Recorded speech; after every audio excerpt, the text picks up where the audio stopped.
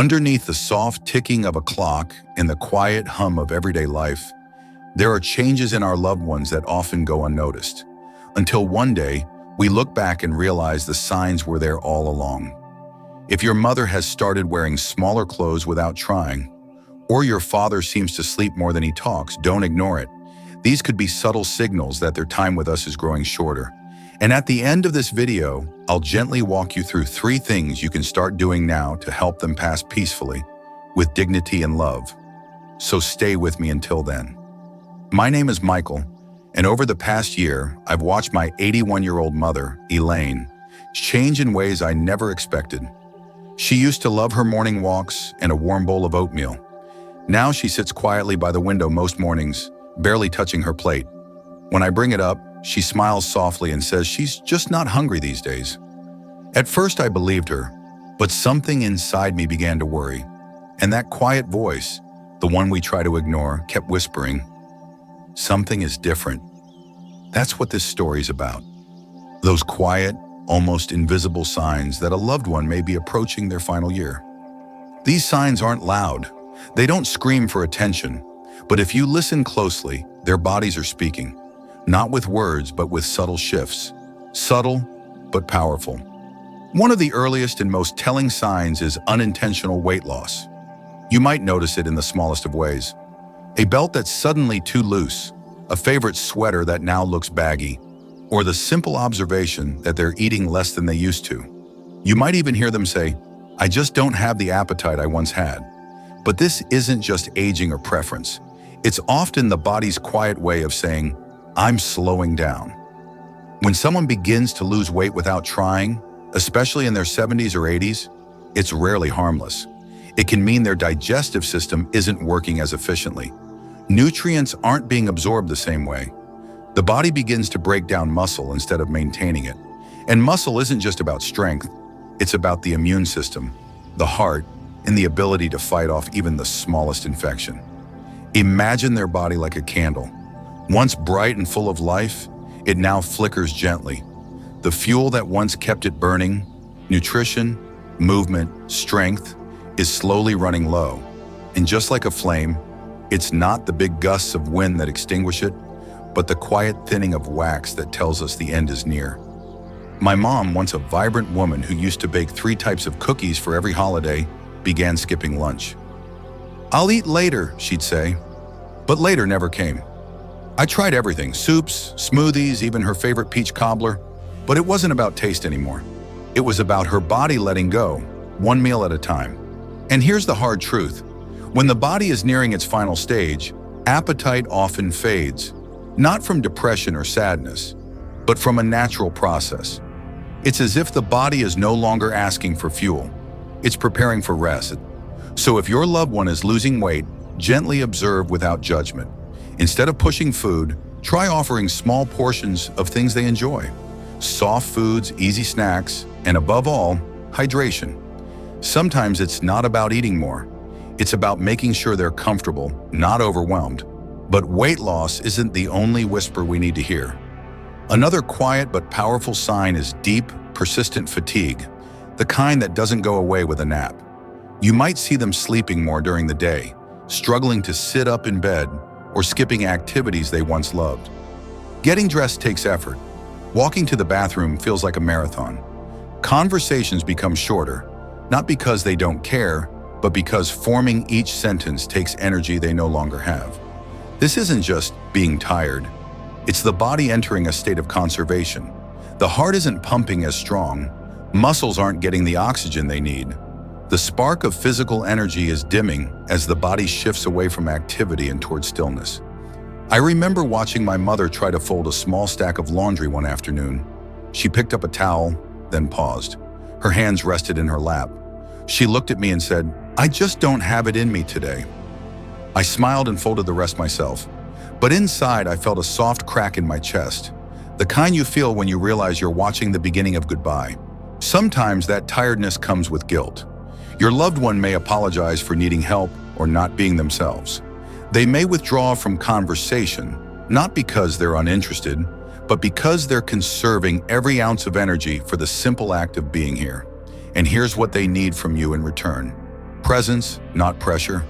They don't need you to pull them out of bed or push them into action. They need to know it's okay to rest, that they're still loved even when they do less, that your heart sees them, not for what they do, but for who they are.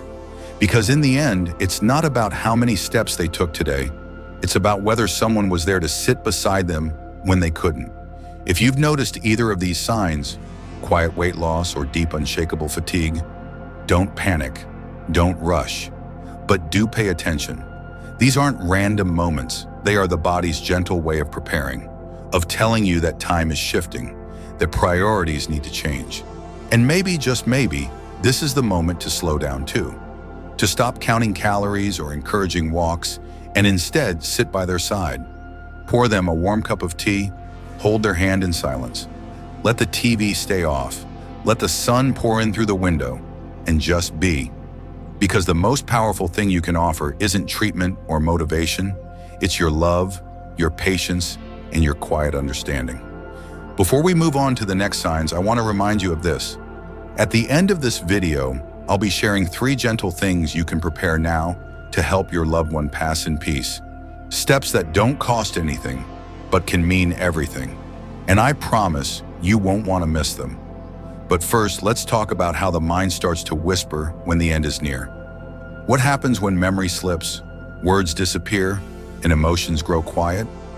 We'll explore that in the next part.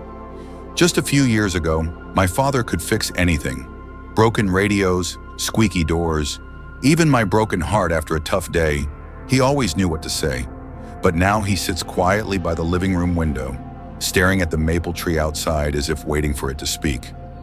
A few weeks ago, I walked in and said, "Hey Dad, it's me, Eli." He smiled warmly, but I knew he didn't recognize me. Still, when I sat beside him, he reached out and gently squeezed my hand, like his heart remembered what his mind had forgotten. This is what it looks like when the mind begins to drift away, softly, slowly, like a fog rolling in over familiar ground.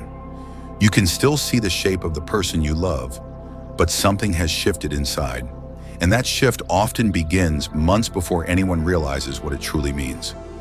One of the clearest signs that someone may be in the final chapter of life is a decline in cognitive clarity, what we often call confusion, forgetfulness, or withdrawal.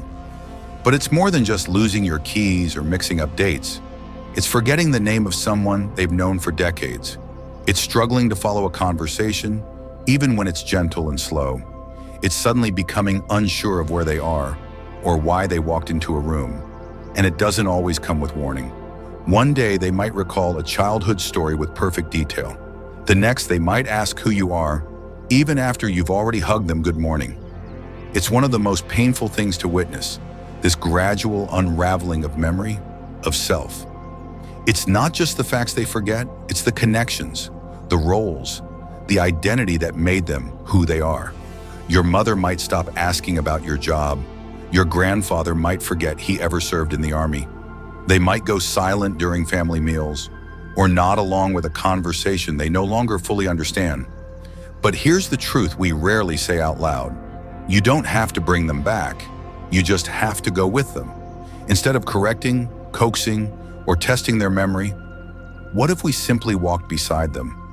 What if we let their stories repeat, their questions come again, their timelines blur, without shame, without frustration? Because their confusion isn't a failure. It's not them being difficult or stubborn. It's their brain dimming slowly, like the end of a song. I remember one morning I brought my dad his coffee and sat next to him like always. He looked at me and asked, "Have we met?" And before I could answer, he added, "You seem like someone I'd trust." I smiled through the ache in my chest and said, "Then we're off to a good start." It's in those moments that I learned. Being present matters more than being recognized. You see, even when memory fades, emotions stay. A loving touch, a warm voice, a soft glance, those things reach places that memory can't. That's why your presence still brings peace, why your smile still brings comfort, even if they don't say your name. For many, cognitive decline shows up as emotional withdrawal. They talk less, laugh less, sit longer in silence. Sometimes they seem content, other times restless. They may become more irritable or anxious, or they might seem strangely calm, even indifferent. These shifts can be confusing for families who are used to their loved one's warmth or wit. But it's not personal, it's not rejection. It's simply the brain protecting itself from overstimulation. Their world is getting quieter. Their focus is turning inward. And this is where we step in, not to change it, but to honor it. Create calm. Turn down the TV. Keep the lighting soft. Use gentle tones. Sit close, but don't crowd. Offer comfort, not correction. When they seem lost, don't remind them where they are. Instead, be a familiar presence in the unknown. You are the anchor, not to their memory, but to their feeling of safety. It can be helpful to create routines that feel soothing and recognizable. A certain chair by the window, their favorite blanket, soft music from their youth, scents they've always loved. These little things help them feel grounded, even when the facts slip away. If they call you by the wrong name, let it be. If they ask when their long-gone sister's coming for dinner, maybe just say, "She'd love that too." It's not about misleading them. It's about meeting them where they are, about bringing comfort, not confusion. I once read a quote that stayed with me. People may forget what you said or did, but they'll never forget how you made them feel. And in this stage of life, that's never been more true. Your father might not remember that you visited yesterday, but he'll remember the warmth of your hug. Your grandmother might not recall your name, but she'll feel the peace in your presence. So keep showing up, keep holding hands, keep sitting in silence if that's all they need. And when you feel the ache of being forgotten, remind yourself. This is not about being remembered. It's about making their remaining time gentle and full of love. Because when the mind begins to let go, the heart still holds on. To touch, to kindness, to moments that live beyond memory. In the next section, we'll talk about what happens when the body's defenses begin to fall away, when infections return again and again, and wounds refuse to heal. It's another whisper from the body, one we can't afford to miss. And don't forget, at the end of this video, I'll share 3 simple but powerful things you can start doing today to help someone pass in peace. We've already touched the mind. Next, we'll listen to the body. Sometimes the body speaks louder than words, though its voice is quiet, even tender. It doesn't cry out. It doesn't make demands. But if you pay close attention, it tells you when it's getting tired, when it's starting to let go. And when that happens, the most loving thing we can do isn't to resist, but to gently walk beside it. That's what happened with Mrs. Dolores Hargrave, a dear neighbor and friend. She was 89, and for most of her life, she had been strong. Never one to sit still for long, but in the last year, things began to change. First, it was a cold that wouldn't go away. Then another, and another. Her daughter, Grace, told me she kept antibiotics stocked like vitamins, hoping something would help. But the truth is, Dolores wasn't sick. Her body was preparing. One of the most telling signs that someone may be nearing their final year is frequent infections that don't heal the way they used to. You may notice your loved one catches colds more often. A minor UTI turns into multiple doctor visits. Cuts or bruises heal slowly or reopen easily. Maybe a simple dental cleaning leads to days of fatigue or an unexpected fever. These are not isolated incidents. They are the immune system stepping back. As we age, our body's defense system slows. White blood cells don't respond as quickly. Healing takes longer. Blood doesn't circulate to the skin and tissues as efficiently. What once required a few days of rest now needs weeks. And sometimes it doesn't resolve at all. It's easy to think more medicine will fix it. A new prescription, a stronger antibiotic, one more hospital visit. But there comes a point where treating becomes chasing, and the goal is no longer recovery, it's comfort. You might notice your loved one is more tired than usual, less hungry, more withdrawn. These may be the early signs of infection, but not always with a fever. For older adults, infection often looks like confusion, lack of appetite, or even sleeping all day. It's the body's quiet way of asking, "Can I rest now?" It's at this stage where compassion matters more than intervention. Keep them warm. Keep their skin clean and moisturized. Offer fluids, even just a sip at a time. Help them stay comfortable. Let go of the pressure to cure. because sometimes the most powerful act of care is choosing peace over prolonging pain. And when the end is truly near, the body will show you in even more profound ways. Breathing changes, circulation shifts. It is perhaps the most intimate sign of the final goodbye. You may notice their breathing slows or becomes shallow. There might be long pauses between breaths. Some experience Cheney-Stokes respiration, a rhythmic pattern of deep breaths followed by a stillness, as if the body is learning how to let go. Their hands and feet may grow cold, even in a warm room. The tips of their fingers or lips may turn blue or mottled as blood is redirected away from the limbs and toward the core organs. This isn't sudden, it's gradual, like the tide quietly pulling away from the shore. You might see them start to breathe through their mouth more often. Speaking becomes harder. Simply shifting in bed may leave them breathless. And if fluid begins to build in the lungs, there may be a light cough, a wet sound in the chest, or a whisper of gurgling during sleep.